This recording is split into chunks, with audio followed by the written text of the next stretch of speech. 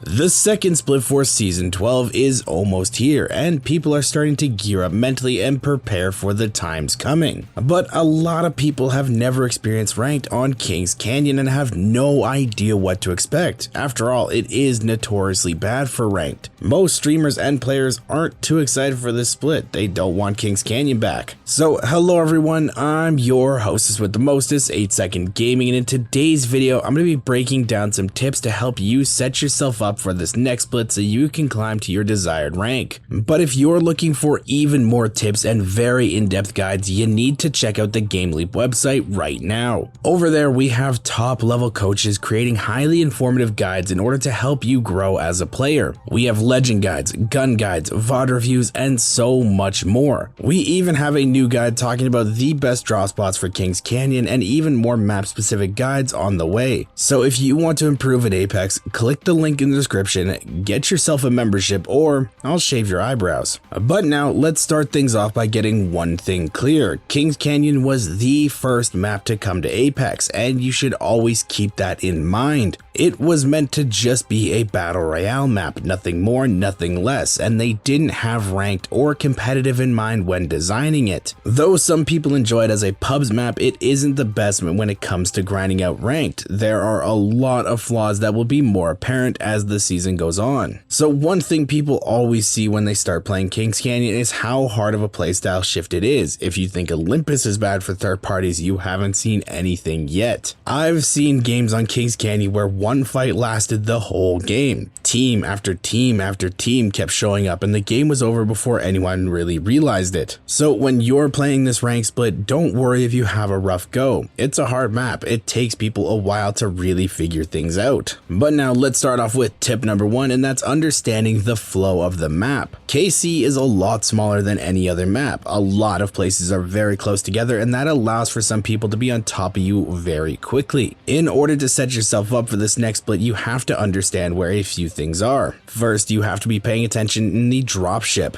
Looking around in the dropship will allow you to see where everyone is going. You'll be able to see what side of the map has more people and what POIs are being taken. You can then plan rotations, attacks, and areas to play a lot better. Having information in Apex is huge, and it all starts in the dropship. Next, you have to understand the death zones. This refers to areas of the map where fighting is a big no-no. If you shoot even one bullet, all the teams near you will be running to third party, and your game will be over before you know it. On Olympus, it's the Triangle by Hammond Labs. On World's Edge, it's around Fragment. On Storm Point, it's the area by Cascades, and on Kings Canyon, it's everywhere. And I'm not joking, all the guns in Apex can be heard from different distances, but on Kings Canyon, because the map is so small, teams are bound to hear shots. And if one team hears it and joins in, more are probably likely to be on their way as well. You really have to pick fights carefully on this map, or you will be bringing the entire server down on you before you can even reload your magazine. And third, you have to understand where the alt charge towers are. There are a lot of them placed throughout the map, and this allows legends to get their ultimate immediately. This means that Valkyrie teams can be ulting towards you, Bloodhounds can be running full speed at you, stuff like that. But certain legends having their ultimates off drop is absolutely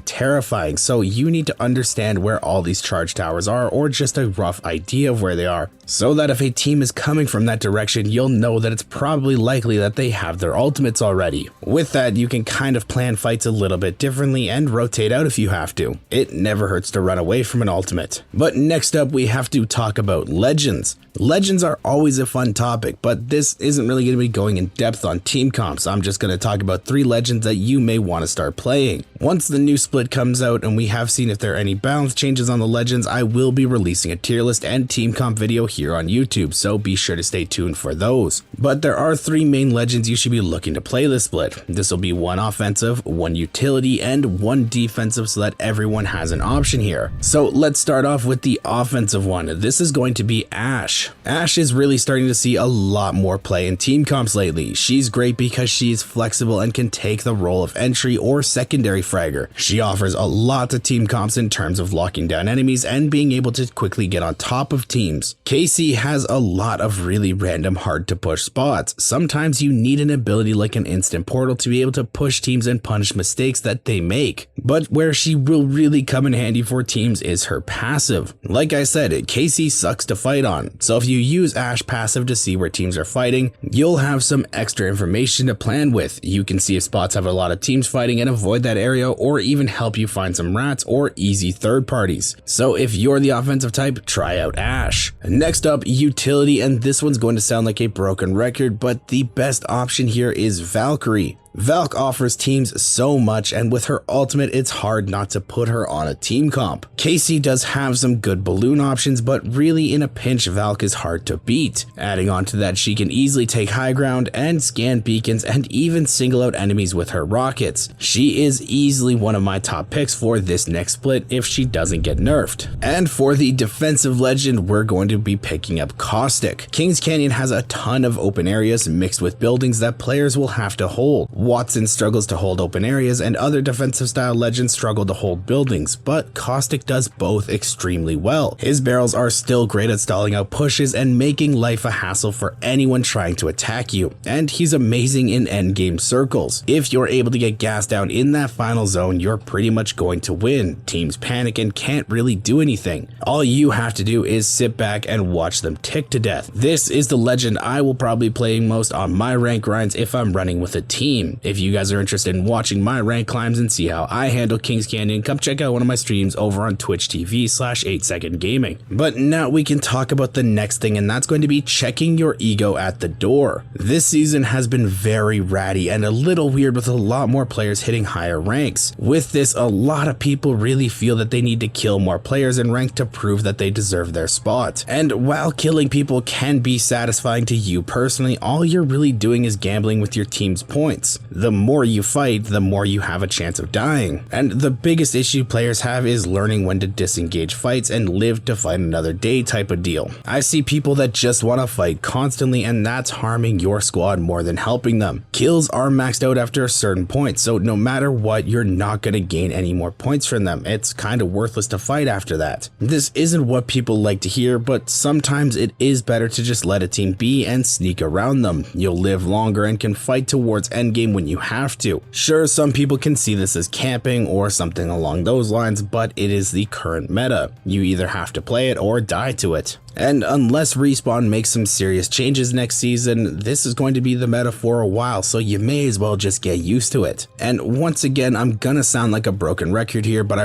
really want to hammer this home for some people. Kings Canyon is not like any other map when it comes to ranked. It's rough and you need to adapt to it. So it is sink or swim. Don't ego people, it isn't worth it, and really make sure to use these tips to set you guys up. So I really hope you guys enjoyed this video and learned something new. If you did and you want to stay up to date with the latest and greatest Apex Legends tips, tricks, and news, don't forget to smash that like and subscribe button. Seriously, like 82% of you guys that watch these videos aren't subscribed yet. What are you waiting for? It's free. Just smash that button. Thank you all for watching. Once again, I'm 8second Gaming, and I will see you in the next one.